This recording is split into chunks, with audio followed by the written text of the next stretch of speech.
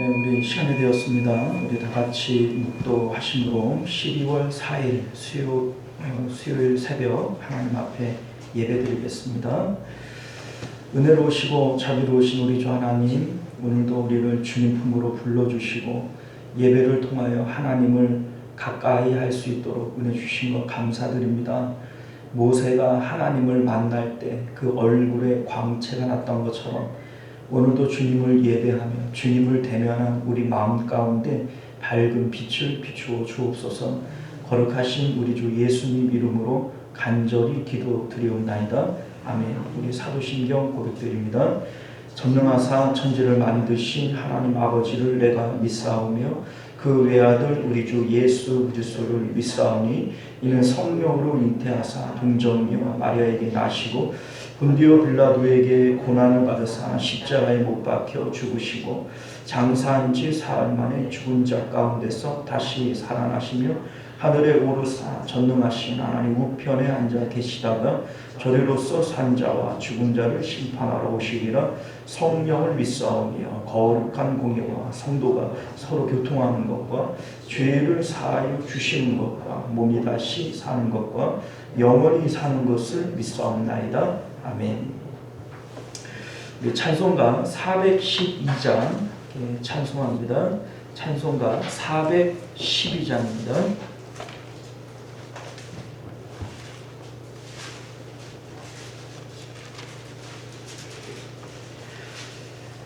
찾으신 줄 믿고 찬송합니다. 내 영혼의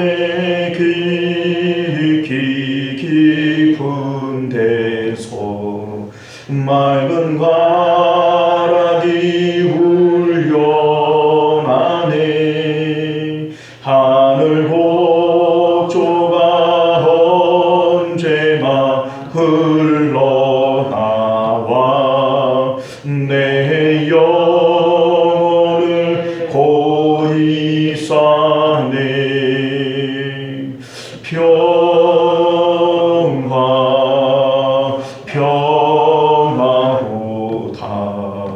하늘 위에서 내려오네. 그 사랑의 물결이 영원토록 내 영혼을 덮으소서. 내 마음속에 솟아난 이 평안이 깊이 묻힌 보배로다. 나의 보화를 캐내어 가져갈 자 아무도 없으리라.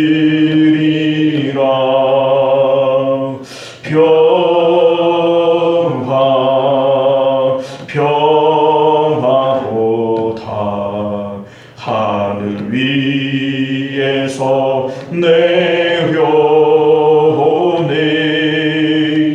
그 사랑의 물결이 영원토록 내 영혼을 덮으소서. 내 영혼의 평화가 넘쳐나는 주의 긴 복을 받음이라. 내가 조야로 주님과 함께 있어 내 영혼이 편히쉬네.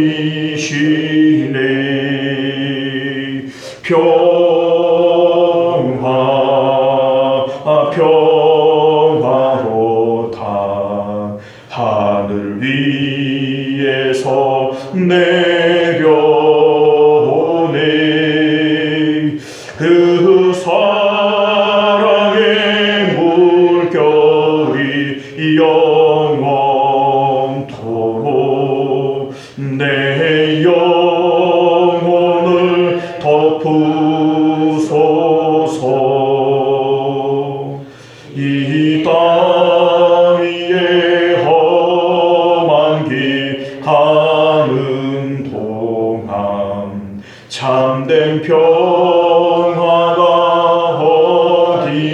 드린다. 우리 모두 다 예수를 친구 삼아 참 평화를 누리겠네. 평화로다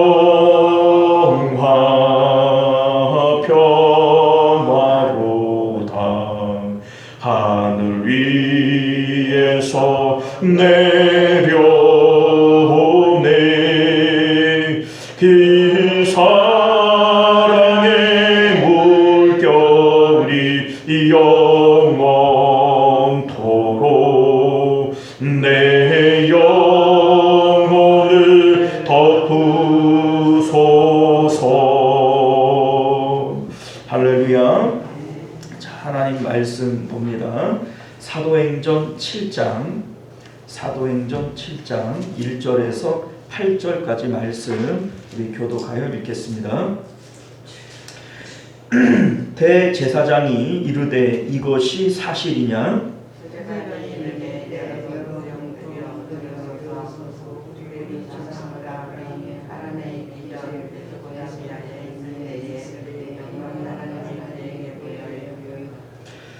이르시되 내 고향과 친척을 떠나 내가 내게 보일 땅으로 가라 하시니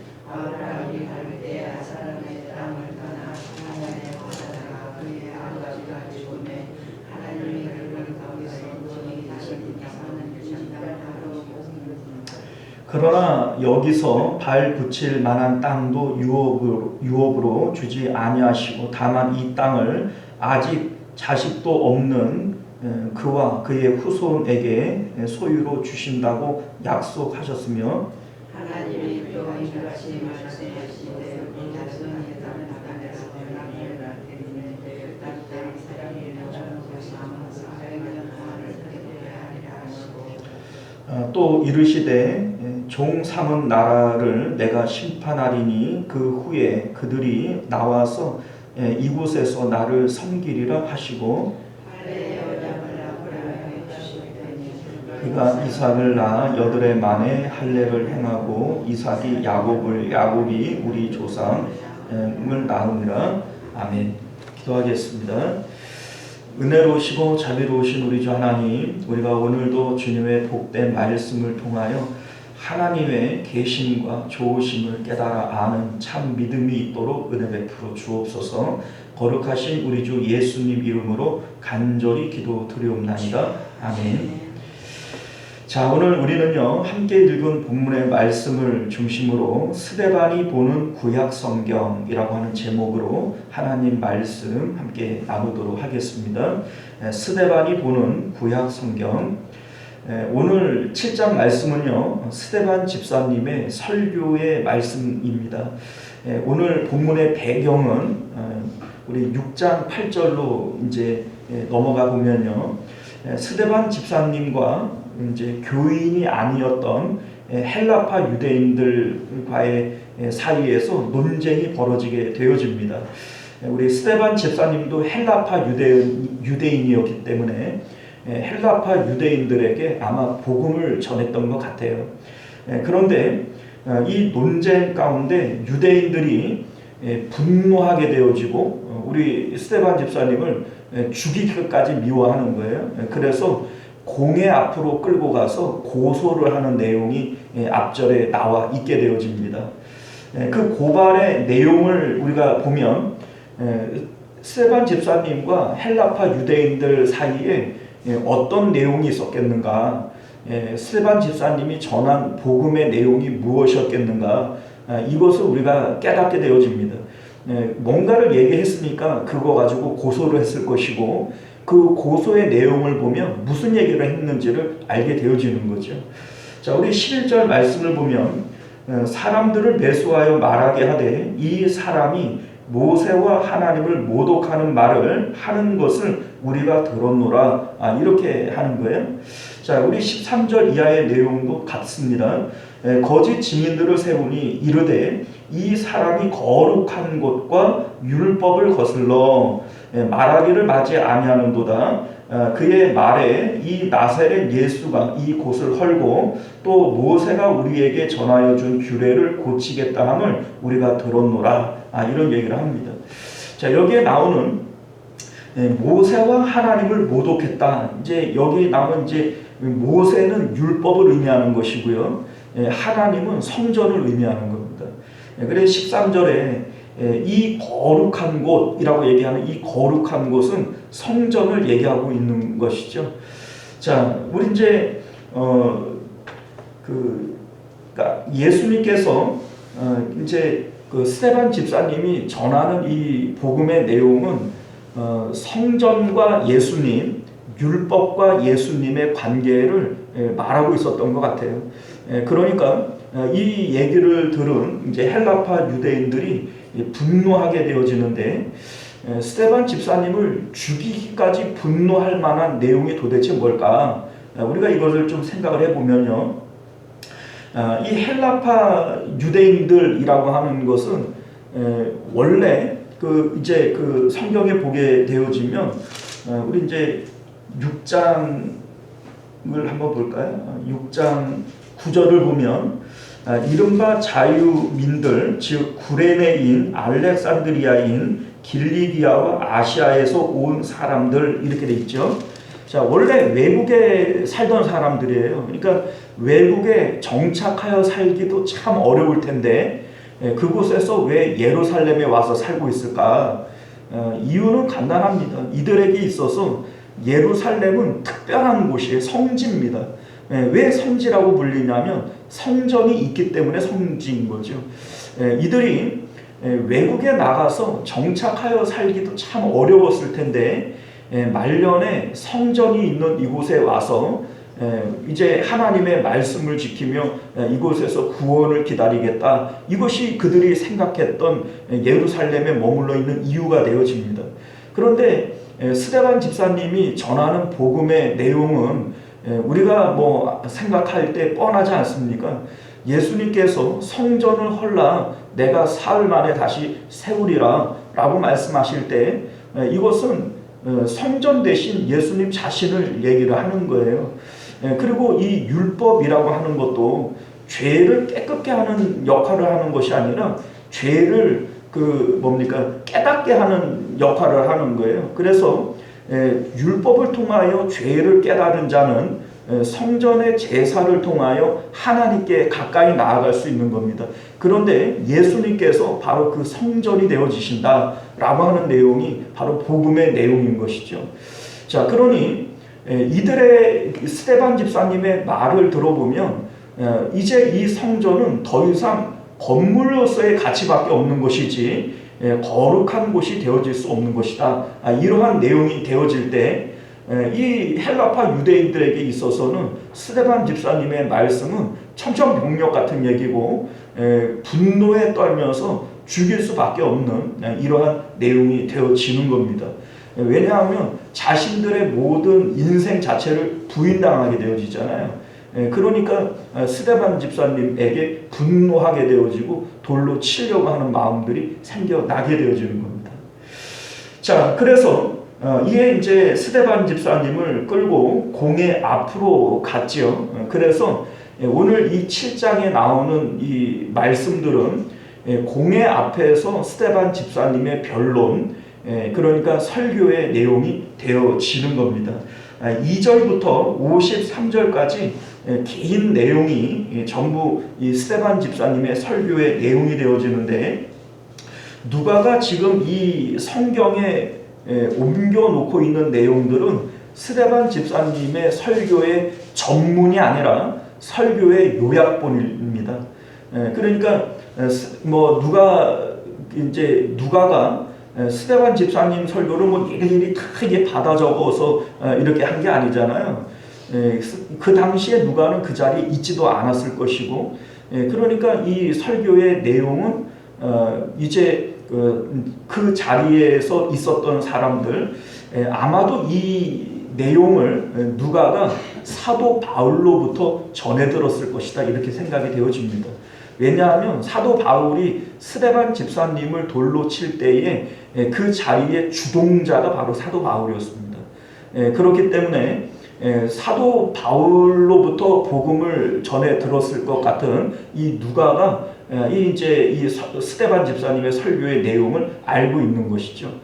자, 그런 것을 볼 때 아마 이 설교의 내용은 이렇게 53절까지 우리가 볼 때는 길지만 이게 전부가 아니라 더 긴 내용이 아마 설교가 되어졌을 것이다. 이렇게 볼 수가 있고요. 우리 이제 스데반 집사님의 설교의 내용은 어떻게 보면은 아브라함 때로부터 예수님 때까지의 구약의 역사를 얘기하고 아브라함이나 요셉이나 다윗이나 모세나 이러한 이제 구약의 인물들을 쭉 열거를 해요. 스데반 집사님의 설교 가운데 예수님이라고 하는 이름은 한 번도 등장을 안 합니다. 그런데 이 설교의 내용들 가운데 우리가 이제 깨닫게 되어지는 것이 뭐냐면 스데반 집사님은 구약에 나오는 이 여러 가지의 사실들을 예수 그리스도와 연결시켜서 그 가운데 복음이 나오게 한다는 겁니다. 이제 이 스데반 집사님의 설교의 마지막 부분을 보면은 예수님께서 인자가 그 하나님의 보좌 우편에 서신 것을 보았다. 이러한 내용만 나오게 되어지는데 이 내용과 연결함으로써 앞에 나오는 이 구약의 역사를 예수님과 연결을 시키는 이러한 내용들을 우리가 볼 수가 있는 것이죠. 자, 이 내용이 우리에게 아주 귀중한 자료가 되어집니다. 자, 왜 그러냐면 구약에 나오는 많은 내용들이 베드로 사도가 이제 앞절에 이제 설교 가운데 유엘사라든지 또 다윗의 한 말이라든지 이러한 것들을 언급하여 예수님을 증거하기는 하지만 구약 전체를 아우르는 이러한 시각은 베드로에게 있지 않았습니다. 자, 그런데 스데반 집사님이 전하고 있는 이 7장의 설교의 내용은요, 구약 전체가 예수님에게 어떻게 귀결되어지는지 우리가 구약 성경을 볼 때 어떤 시각으로 구약을 봐야 하는지 이에 대한 내용을 우리에게 제시해주고 있다는 겁니다. 우리 오늘날 기독교의 교리를 집대성하신 분이 바울 사도라고 본다면 바울 사도의 그 신학의 핵심은 성전과 그리스도 그리고 예수님과 율법, 이게 바로 바울 신학의 핵심이에요. 그런데 이 바울 신학의 핵심적 내용의 원조가 스데반 집사님입니다. 어떤 학자들은요, 스데반 집사님의 이 설교를 사도 바울이 들었지 않았겠어요? 그 자리의 주동자였으니까. 자, 그런데 사도 바울이 처음 이 설교를 들을 때에는 이거 못 듣겠는 거예요. 그러니까는 이제 스데반 집사님을 돌로 쳐 죽이는 일을 했지요. 자, 그런데 나중에 예수님을 믿고 난 다음에 이 설교의 내용이 스데반 집사님 바울 안에 있었지 않았겠어요? 믿고 난 다음에 이 설교의 내용을 생각을 해보니까 이게 기가 막힌 내용들이 있는 거예요. 그래서 이 내용들이 사도 바울의 신학의 그 뼈대가 되어지고 또 아주 큰 영향력을 미쳤을 것이다. 이게 이제 학자들이 보는 시각입니다. 자, 그만큼 스데반 집사님이 하고 있는 이 7장에 나오는 이 설교의 내용은 신학적으로 볼 때 아주 큰 의미를 갖고 있다. 우리가 이렇게 볼 수 있습니다. 그래서 이제 몇 번에 걸쳐서 스데반 집사님의 설교의 내용을 우리가 함께 살펴볼 것인데 오늘은 그 가운데 아브라함에 대한 내용을 우리가 함께 살펴보겠습니다. 2절과 3절 말씀을 보면요. 스데반이 이르되 여러분 부영들이여 들으소서. 우리 조상 아브라함이 하란에 있기 전 메소포타미아에 있을 때에 영광의 하나님이 그에게 보여 이르시되 내 고향과 친척을 떠나 내가 내게 보일 땅으로 가라 하시니, 이제 창세기에 보게 되어지면요, 메소포타미아에서 하나님이 나타나신 내용은 언급이 없어요. 하란에서부터 하나님께서 나타나셔서 이제 떠나라 하시는 이 말씀이 나오게 되어지죠. 자, 그러니까 오늘 이 본문에 나오는 내용은 스데반 집사님이 메소포타미아에 있을 때부터 이제 있었던 얘기를 언급하고 있을 뿐만 아니라 영광의 하나님이 그에게 보였다라고 하는 이 언급의 내용도 창세기에 나오는 내용이 아닙니다. 자, 그러니까 스데반 집사님이 성령의 감동 가운데 구약에 나오는 내용을 지금 해석하고 있는 겁니다. 그러니까 오늘 이 말씀이 설교의 내용이 되어지는 거죠. 그냥 있었던 일들을 언급하는 것은 설교가 아닙니다. 설교는 하나님의 말씀을 해석해 주는 거예요. 여러분들이 이 성경 말씀을 읽으시지만은 무슨 뜻인지 잘 모를 수 있죠. 그거는 왜 모르냐면 해석을 안 하니까 모르는 거예요.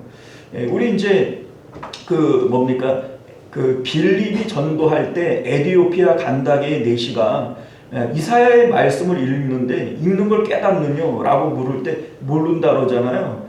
왜 읽는데 모르겠어요? 전하는 자가 없으니 내가 어떻게 깨달으리요? 이렇게 얘기를 하죠.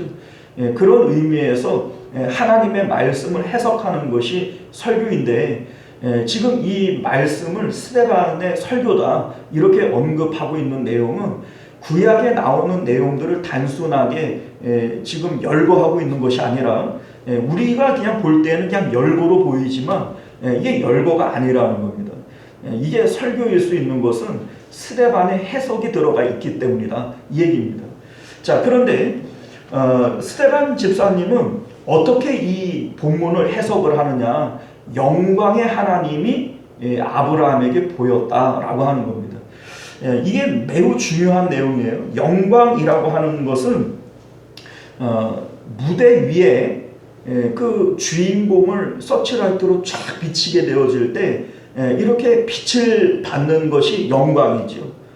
그리고 이렇게 되어질 때 모든 사람은 누구만 보여요? 그 주인공만 보이죠. 아브라함에게 하나님이 그렇게 영광으로 보였다 이 얘기입니다. 이게 아브라함에게는 다른 게 눈에 보여요? 안 보여요? 안 보인다는 게 눈에 뵈는 게 없다는 얘기예요. 자, 그러니까 뭐 본토 친척 아버지 집도 떠날 수 있는 것이고 자기 아내도 버리고 아들도 버릴 수 있는 것이죠. 아브라함에게는 영광의 하나님이 나타났다 이렇게 말씀하고 있는 겁니다. 자, 그리고 우리 이제 설교의 마지막 부분인 55절과 56절을 보면요.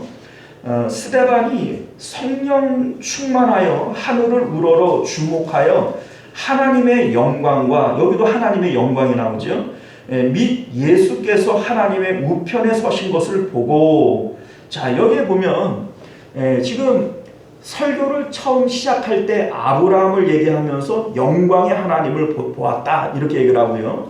55절에 하나님의 영광과 예수께서 하나님의 우편에 서신 것을 보았다 이런 얘기를 해요. 자, 그러니까 시작과 끝을 보면 가운데에서 뭘 얘기하려고 하는지를 우리가 알게 되거든요. 이제 사실은 설교에서도 시작과 끝이 매우 중요한 겁니다. 그런데 영광의 하나님을 얘기하고 영광의 하나님으로 끝나면서 예수 그리스도에 대해서 얘기를 하고 있는 거예요.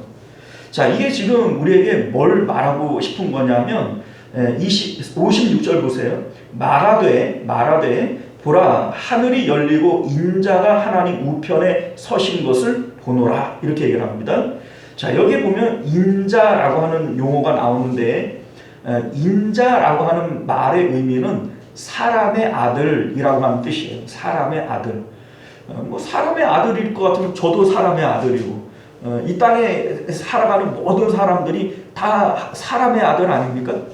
자, 그런데 예수님께 사용되어지는 인자, 사람의 아들이라고 하는 말의 의미는 좀 달라요. 어떤 의미를 담고 있냐면 사람으로 오신 예수님, 이 예수님을 통하여서만 성부 하나님, 성령 하나님과 우리가 교통할 수 있다라고 하는 의미에서 인자라고 하는 표현을 사용을 하는 겁니다. 자, 그러니까 인자 대신 예수님을 통하여서만 신구약의 모든 사람들이 하나님과 관계할 수 있다라고 하는 것을 의미하는 거예요. 자, 그러니까 아브라함은 2000년 후에 오실 예수님을 못 봤어요. 그럼에도 불구하고 아브라함이 하나님과 관계하기 위해서는 예수님을 통하여서 관계할 수 있는데, 그러면 아브라함은 어떻게 이 예수님을 통하여 하나님과 관계할 수 있었는가? 자, 아브라함이 영광의 하나님을 보았다라고 하는 말의 의미는요,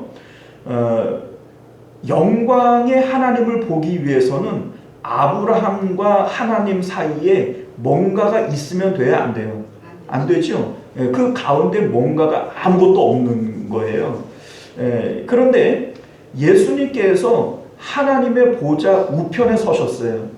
그러니까 예수님이 이 세상 온 우주 삼라만상 가운데 하나님과 가장 가까운 관계에 있는 분이라는 얘기예요. 그러니까 아브라함이 예수님의 그 자리, 예수님과 연합되어진 그 자리에 서지 않고서는 영광의 하나님을 볼 수 없다는 얘기입니다. 자, 그러니까 2000년 전에 아브라함이라고 할지라도 예수님의 그 자리에 서지 않고서는 영광의 하나님을 볼 수 없고, 뒤에 나오는 뭐 이삭이나 야곱이나 요셉이나 다윗이나 어떤 누구라도 예수님의 자리에 서지 않고서는 하나님, 영광의 하나님을 만날 수 없다라고 하는 것을 지금 말씀하고 싶은 거예요, 이게. 그래서 중간에 나오는 이 모든 내용들이 결국은 이 패턴으로 이루어지게 될 것이라는 겁니다. 자, 우리 오늘 말씀을 보면요, 아브라함에게는 영광의 하나님이 지금 보이고 있어요. 예수님께서 하나님과 가장 가까운 보좌 우편에 앉아 계신 것처럼 이제 아브라함의 마음은 지금 하나님과 가장 밀접한 그 자리에 서 있게 되어지는 겁니다. 예수님께서 자신을 성전이라고 말하는 이유도 역시 그렇습니다. 성전은요, 하나님을 만나기 위해서 필요한 것이에요. 뭐 내 집은 만민이 기도하는 집이라, 이 기도라고 하는 것도 하나님과 연합하기 위해서 있는 것이 기도의 내용이 되어지는 겁니다. 우리 이제 그 은혜의 세 가지 방편이란 얘기를 말씀드린 적이 있는데, 말씀과 기도와 성찬 이렇게 얘기를 했잖아요. 이 세 가지 모두가 하나님을 마음에 모시고 하나님과 연합하기 위한 것이 이게 바로 이 세 가지의 방법일 뿐만 아니라 성령님이 우리 안에 들어오실 때에도 결국은 이 세 가지 방편을 통해서 들어오신다, 이걸 얘기하고 싶은 것이 은혜의 세 가지 방편을 말하고 있는 겁니다. 자, 그런데 예수님께서 성전이 되신다라고 하는 말의 의미가 예수님을 통해서 우리가 하나님께 가까이 나아가고 그 예수님과 연합함으로 예수님의 자리에서 영광의 하나님을 만날 수 있다라고 하는 것을 말씀하고 있는 겁니다. 자, 이렇게 되어진 상태에서 하나님께서 명령하신 것이 뭐냐면, 너는 본토 친척 아버지 집을 떠나라고 하는 거예요. 떠나라. 아니, 하나님을 만나는 것과 본토 친척 아버지 집을 떠나는 것이 무슨 관계가 있겠는가? 자, 5절 이하의 말씀을 보면요, 그러나 여기서 발붙일 만한 땅도 유업으로 주지 아니하시고, 자, 여러분들, 아니 본토 친척 아버지 집을 떠나라고 얘기를 했으면 땅을 줘야 되는데 땅도 안 줬어요. 땅도 안 줬단 말이에요. 자, 그러면 하나님께서 아브라함에게 지금 뭘 하려고 하시는 거냐? 자, 여러분들, 하나님께서 아브라함에게 요구하시는 것은 영광의 하나님을 만났잖아요. 영광의 하나님이 이 세상의 모든 것들보다 가장 좋으신 분이고 그 하나님만으로 만족할 수 있음에 대해서 깨닫게 하시기 위한 것이다 라고 하는 것을 지금 말씀하고 싶은 겁니다. 우리 이제 5절 이하의 내용을 보게 되어지면 아브라함으로부터 시작되어진 선민의 역사가 12지파로 이어지면서 그 후손들이 다른 땅, 그 애굽 땅에 들어가서 나그네가 되어지고 그곳에서 400년 동안 그들을 괴롭게 하다가 나와서 이제 하나님을 섬길 것에 대한 내용을 이제 길게 얘기하고 있어요. 그런데 하나님께서는 왜 이렇게 하시는 걸까? 우리가 지금 이해가 잘 안 가잖아요. 영광의 하나님을 아브라함이 봤으면 이제 아브라함의 인생에 좋은 일만 있어야 될 것 같은데 안락하고 편안한 아버지 집을 떠나라 그러더니 떠나고 난 다음에는 땅도 안 줘요. 발붙일 만한 땅도 안 줬단 말이에요. 그러니까 이 아브라함에게는 그 육신적으로 볼 때는 어때요? 죽어라 하는 거죠. 그렇지 않아요? 자, 그의 후손들에게도 역시 마찬가지예요. 믿음의 조상 아브라함의 후손일 것 같으면 이 땅에서 복을 받아야 되지 않겠어요? 그런데 이방에 객이 되게 하고 그곳에서 400년 동안 괴롭게 하겠다는 거예요. 이게 말이 됩니까? 도대체 왜 이렇게 하는 거예요? 그러니까 우리가 생각해 볼 때는 하나님이 왜 이렇게 하는지 통 납득이 안 가죠. 그런데 지금 성경이 말씀하고 싶은 것은 영광의 하나님을 봤잖아요. 그러면 이 땅의 삶과는 관계없이 영광의 하나님만으로 그 마음의 기쁨과 감사가 넘치는 것이 이게 바로 선민의 삶이다. 믿음의 조상 아브라함을 통하여 믿음의 후손들에게 보여주고 싶은 내용이다. 이걸 지금 말하고 싶은 거예요. 그래서 우리 바울이 육체의 가시 사단의 사자라고 불리는 이 질병 때문에 하나님 앞에 기도하지 않습니까? 그런데 하나님이 병을 고쳐주는 것이 아니라 뭐라고 얘기해요? 내 은혜가 내게 족하다. 이런 얘기를 해요. 자, 이게 무슨 말이냐면 지금 나에게 육체의 가시, 사단의 사자라고 불릴 만큼 괴로운 질병이 있지만 이 질병과 관계없이 느껴지는 하나님의 은혜가 내게 지금 풍족하다라는 거예요.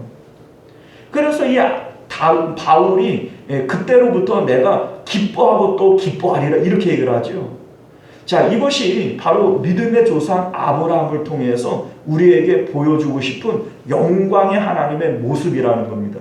그리고 그 영광의 하나님의 모습이 마지막 스데반 집사님의 그 마지막 그 설교의 끝부분에 하나님 보좌 우편에 서신 인자의 모습으로 나타나게 되어지는 거예요. 사랑하는 성도 여러분, 변화산에서 제자들이 예수님의 변화되어지는 모습을 보게 되어질 때 이 세상에 있는 모든 일들을 다 잊어버리고 말아요. 우리가 찬송가 가운데도 우리 이제 그 성령 받은 마음의 상태를 세상과 나는 간 곳 없고 구속한 주만 보이도다 이렇게 말씀하죠.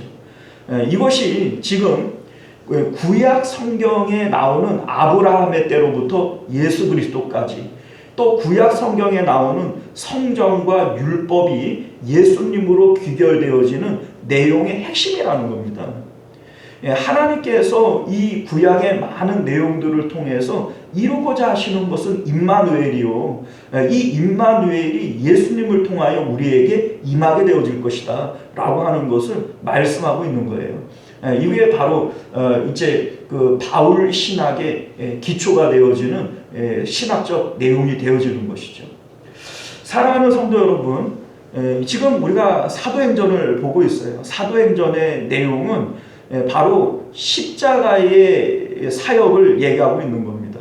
예수님께서 죽으시고 장사되시고 부활하시고 승천하신 이 길을 따라서 제자들에게 너희도 자기 십자가 지고 날 따라와라 이런 말씀을 하셨고, 이 길을 따라가는 자들에게 성령께서 이 길을 통하여 들어오시게 되어질 겁니다. 이 성령님을 통하여 우리가 받아 누리게 되어질 이 임마누엘의 내용이 뭐냐? 바로 영광의 하나님이라는 거예요. 영광의 하나님이 우리 마음 가운데 들어와서 내 눈에는 오직 그 영광의 하나님만 보이게 되어질 때 이 세상과 나는 간 곳 없어지고 이 세상에 있는 모든 일들은 감사하고 기뻐할 일들로 넘쳐나게 될 것인 것을 말씀하고 있는 겁니다. 그래서 이 스데반 집사님이 마지막에 돌에 맞아 죽는 그 순간까지도 그 얼굴이 천사와 같이 되어지는 것이고, 그리고 자기를 돌로 치는 그 사람들을 향하여서도 사랑으로 품고 기도할 수 있는 것, 이것이 바로 영광의 하나님이 성령을 통하여 우리 마음 가운데 계실 때 나타날 수 있는 일들이다 라고 하는 것을 말씀하고 있음을 믿으시기를 바라요. 오늘 이 말씀을 따라서 우리가 자기 십자가를 지고 주님을 따라가는 것이 수도꼭지를 열고 성령님께서 늘 우리에게 들어오실 수 있는 이제 관이 되어지는 겁니다. 이런 상태가 유지되어지므로 영광의 하나님을 늘 보는 저와 여러분들이 되시기를 바라겠고, 어떤 상황 가운데서도 기쁨과 감사를 잃어버리지 않는 저와 여러분들 되시기를 바랍니다. 기도하겠습니다. 은혜로우신 우리 주 하나님 감사합니다. 오늘도 우리에게 주신 하나님의 귀한 말씀을 따라 아브라함이 보았고 예수님이 보았던 그 영광의 하나님을 우리도 성령님을 통하여 볼 수 있도록 은혜 베풀어 주옵소서.